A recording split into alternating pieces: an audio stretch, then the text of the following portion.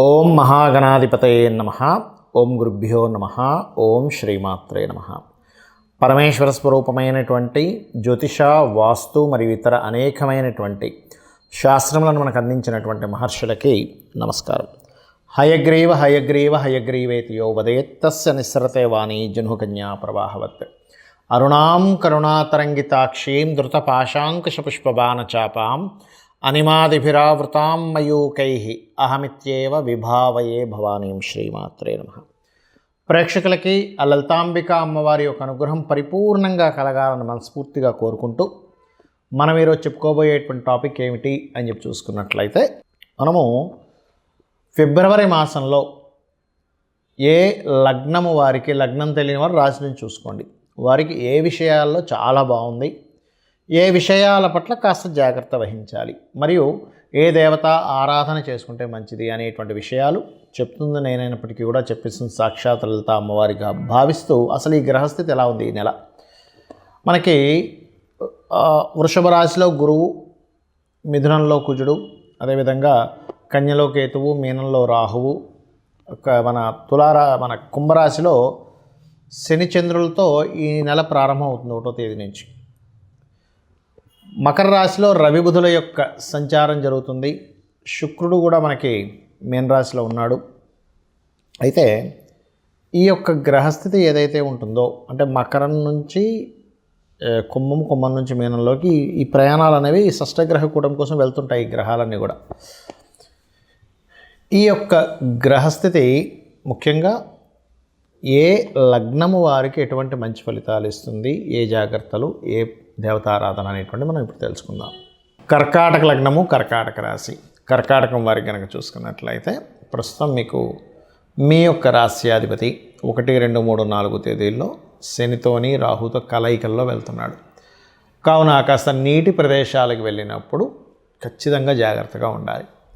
అందులోని 3వ స్థానంలో మీకు కేతువు యొక్క సంచారం జరుగుతుంది. కాబట్టి ఏదైనా మాట్లాడుకునేటప్పుడు ఇద్దరు వ్యక్తుల మధ్యన ఏదైనా ఒక అగ్రిమెంట్ అవుతుంది, ఏదైనా ఒకటి మాట్లాడుకుంటారు, లేదా కొన్ని విషయాలు అక్కడ జరగనవి ఇంకోరెవరో చెప్తే ఆ గాసిప్ నిజం అనుకుని మనం కొన్ని రాంగ్ స్టెప్స్ వేస్తూ ఉంటాం, కొంత అధైర్యానికి గురవుతూ ఉంటాం. ఇట్లాంటి విషయాల్లో ఒక క్లారిటీ తెలుసుకోండి. ఎవరైనా ఒక మాట చెప్పారు, ఇది కరెక్టా కాదా, సరైనటువంటిదా కాదా అనేటువంటిది తెలుసుకోండి. ఏదైనా ఒక అగ్రిమెంట్ రాసుకునేటప్పుడు కూడా కాస్త జాగ్రత్తగా ఉండండి. అలాగే మరొక విషయం ఏంటంటే, ఇక్కడ ఈ శుక్రుడు ఎప్పుడైతే భాగ్యస్థానంలో ఉన్నాడో, మీకు ఉచ్చస్థితిలో ఉన్నాడో, ఉన్నత విద్యల కోసం చేసేటువంటి ప్రయత్నం ఫలిస్తుంది. డబల్ ఫ్లోర్ కానీ, లేనట్లయితే డూప్లెక్స్ బిల్డింగ్స్ లాంటివి, లేదా ఏదైనా పార్ట్నర్షిప్స్లో ల్యాండ్స్ తీసుకోవడానికి ఖచ్చితంగా ఇక్కడ మీకు యోగిస్తుంది. అయితే ఈ కర్కాటకం వారికి పంచమాధిపతి వ్యయస్థానంలో ఉంటూ మరలా కాస్త నీచి పొందడం ఇవన్నీ జరుగుతున్నాయి. కాబట్టి మీ యొక్క సంతానాన్ని విదేశాలకు పంపించాలనేటువంటి ప్రయత్నం ఏదైతే ఉంటుందో, ఆ ప్రయత్నం సంబంధించినటువంటి విషయాలలో కొంచెం స్ట్రెస్ అనేటువంటిది నడుస్తూ ఉంటుంది. వివాహ ప్రయత్నాలు గమనించుకున్నట్లయితే ముఖ్యంగా మెడికల్ రంగాలు, బిజినెస్ రంగాల్లో ఉండేటువంటి వారితో వివాహ ప్రయత్నాలు ప్రధానంగా మీకు ఇక్కడ ఈ 13వ తేదీ లోపల ఎక్కువగా చూపిస్తున్నాయి. బట్ ఇక్కడ అష్టమ స్థానంలోకి ఒక 4 గ్రహాలు వచ్చి కూడబోతున్నాయి. కాబట్టి కొద్దిగా ఇక్కడ 3 గ్రహాలు కలుస్తాయి, దాని తర్వాత అది చంద్రుడు మారిపోతుంటాడు అనుకోండి. సడన్ చేంజెస్ అనేటువంటివి జరగనున్నాయి.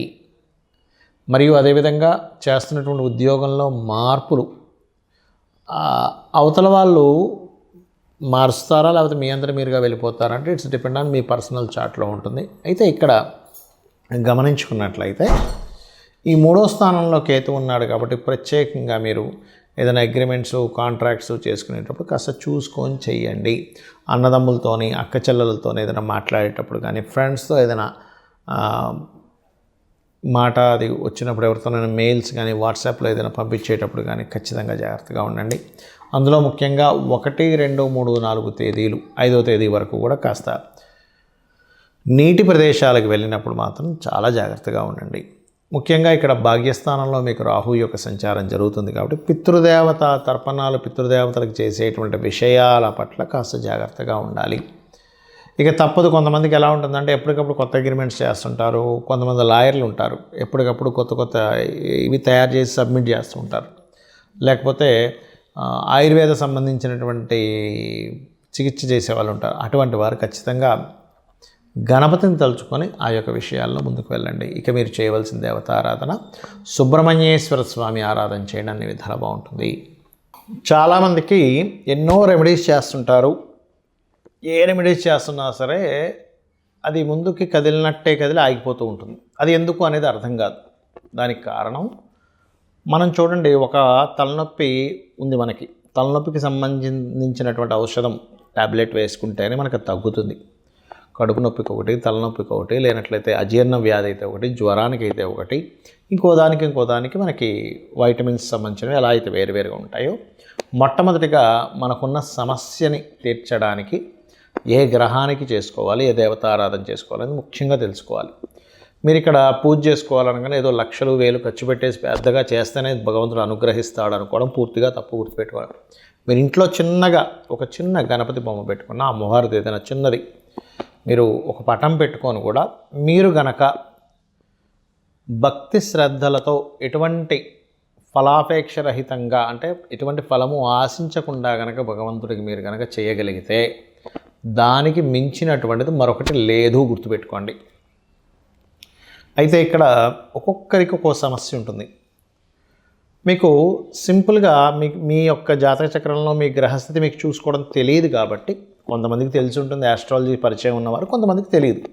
తెలిసిన వారు అదృష్టవంతులు, ఎందుకంటే వారు చూసుకొని చక్కగా వారు ఆ చిన్న రెమెడీస్తో బయటపడగలుగుతుంటారు. తెలియని వాళ్ళకి ఏమిటి అంటే, మీ జన్మజాతకంలో ఉదాహరణకి శని పాడయ్యాడు, లేదా ఉద్యోగ సంబంధించిన విషయంలో ఎక్కువ ఇబ్బంది పడుతున్నారు అనుకోండి, చక్కగా ఏం లేదు, లలిత అమ్మవారి పటం పెట్టుకొని ఓం శ్రీమాత శ్రీ మహారాజ్ని శ్రీమత్ సింహాసనేశ్వరి నమః అనుకుంటూ కుంకుమతో ఇలాగ వేయడం, పూజ చేయండి.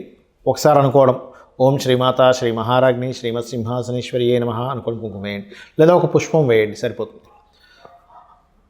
ఉన్న ఉద్యోగంలో ఇంకా ఇంప్రూవ్మెంట్స్ రావాలి, ఓం మాణిక్య మకుటాకార జానద్వై విరాజితాయ నమః చేసుకోండి, సరిపోతుంది. లేదండి అనారోగ్య సమస్యలతో ఎక్కువగా బాధపడుతున్నాము అనుకునేటువంటి వారు ముఖ్యంగా సూర్య భగవాను చూస్తూ ఓం సర్వవ్యాధి పరసమని సర్వమృత్యు నివారిణి అగ్రగణ్య అచింత్య రూప కలికల్మషనాశిని నమః చేసుకోండి, సరిపోతుంది. పేరు ప్రఖ్యాతలు రావాలి, సూర్య భగవాన్నే చూస్తూ ఓం భానుమండల మధ్యస్థ భైరవీ భగమాలిని నమః. అయితే మీరు చేసేటప్పుడు సూర్యుల్లో అమ్మవారు ఉంది అనేటువంటి భావనతో చేయండి. ఇంట్లో పూజ చేసేటప్పుడు అక్కడ ఏదో పటం ఉందని కాదు, సాక్షాత్ అమ్మవారు అక్కడ ఉంది, ఆ అమ్మవారికి నేను చేస్తున్నాను అనేటువంటి భావనతో చేయండి. ఖచ్చితంగా ఫలితం వస్తుంది. ఏమీ ఆశించకుండా మీరు చేయండి, ఆటోమేటిక్గా ఫలితం వచ్చేస్తుంది. పంచోపచార పూజ అంటుంటారు, తెలుసు కదా. గంధము, పుష్పము, దీపము, ధూపము, నైవేద్యము, ఏ నైవేద్యమైనా పెట్టచ్చు. గుర్తుపెట్టుకుని ఇదే పెట్టాలి ఇది పెట్టకూడదు అనేది ఏమీ లేదు. మీ భక్తి శ్రద్ధలతో శ్రీకృష్ణ పరమాత్మ చెప్పాడు ఏంటి, మీరు ఫలాపేక్షరహితంగా ఫలమైనను, పుష్పమైనను, పత్రమైనను, ఉదకమైనను మీరు ఏది సమర్పించినా కూడా నేను ప్రీతితో స్వీకరిస్తున్నాను అన్నాడు ఆయన. కాబట్టి అలా పెట్టండి, ఖచ్చితంగా తీసుకుంటాడు స్వామి. మరి అదేవిధంగా మరి కొంతమందికి వివాహం అవ్వదు, అలాంటి వారు తెల్లటి పుష్పాలు, ఎర్రటి పుష్పాలు తీసుకొని అమ్మవారి ఫోటో దగ్గర, లేకపోతే యంత్రం ఉంటే యంత్రం దగ్గర చక్కగా మీరు యంత్రం సంబంధించినవి కూడా కొన్ని చెప్తానండి మీకు తర్వాత వీడియోలో. అక్కడ చక్కగా ఏం చేస్తారంటే మీరు ఒక్కొక్క పువ్వు వేస్తూ ఓం కామేశబద్ధ మాంగళ్య సూత్రశోభిత కందరాయే నమః అనుకుంటూ చేయండి. లేదండి మా దగ్గర పుష్పాలు దొరకట్లేదు, లేకపోతే అంత పొద్దున్నే లేదు అంటే అక్షింతలు వేసుకుంటూ కూడా చేయవచ్చు, అందులో ఎటువంటి సందేహం లేదు. మరి అదేవిధంగా వివాహ జీవితం బాగాలేదు, అలాంటి వారు చక్కగా మీరు ఓం శివకామేశ్వరాంకస్త శివా స్వాధీన వల్లభాయే నమః చేసుకోండి. లేదంటే బిజినెస్లో మేము రాణించలేకపోతున్నాము, అటువంటి వారు ఓం ఇంద్రగోప పరిక్షిప్త స్మరతూనా భజంగికాయై నమః. ఫైనాన్షియల్ గ్రోత్ రావాలి, ఓం సంపత్కరీ సమారూఢ సింధుర వ్రజ సేవితాయే నమః. ఆ రకంగా మీరు ఎంత చేసుకుంటూ ఉంటే అంత చక్కటి ఫలితాలు మీకు రావడం జరుగుతుంది. అలాగే మరి కొంతమందికి అప్పులు ఎక్కువగా ఉంటాయి, వాళ్ళ రేపు అప్పుల బాధలు చాలామంది పడుతున్నారు. ఓం అపర్ణాయే నమః అని చక్కగా బిల్వ దళాలు కనుక మీ దగ్గర ఉంటే ఒక్కొక్క బిల్వ దళంతో అమ్మవారి దగ్గర పెడుతూ ఒక పుష్పము బిల్వదళం కలిపి చేయండి. ఖచ్చితంగా మీరు అప్పుల బాధల నుంచి బయటపడతారు. అయితే ఇక్కడ ఏంటంటే చాలామంది ఈ గోచార ఫలితాలు అనేటువంటివి కొంత పర్సెంట్ పనిచేస్తుంది. కానీ మీ జన్మజాతకంలో ఉండేటువంటి గ్రహాల యొక్క స్థితి ఎలా ఉంది అనేటువంటి చాలా ముఖ్యమైనటువంటి అంశం. గ్రహస్థితి బాగుందనుకోండి, ఆటోమేటిక్గా మీకు గోచారంలో ఏ గ్రహం ఎక్కడికి వచ్చినా సరే మీరేమి చింతించాల్సిన అవసరం ఉండదు, గుర్తుపెట్టుకోండి. కాబట్టి గ్రహస్థితి మీ జన్మజాతకంలో ఏ దశ నడుస్తుంది, ఏ అంతర్దశ నడుస్తుంది, ఏ యోగం ఉంది చాలా ఇంపార్టెంట్. అంతేగాని ఏలినాటి శని వచ్చేసిందని భయపడిపోవడం, అమ్మో కాలసర్పదోషం ఉందని భయపడిపోవడం ఇవేమీ అక్కర్లేదు. ఇంకా అన్నిటికంటే ముఖ్యంగా చెప్తాను, మీకు ఏ గ్రహస్థితి ఉన్నా ఎలా ఉన్నా అమ్మవారిని నమ్ముకొని, అమ్మ నువ్వు ఉన్నావు నాకు చాలా ధైర్యం, నా పని నేను ధర్మంగా చేసుకుంటూ వెళ్తూ ఉన్నాను అనుకునేటువంటి వారికి అమ్మవారి రక్ష 100% ఉంటుంది. ఏమీ భయపడాల్సిన పని లేదు. శ్రీమాత్రే నమః.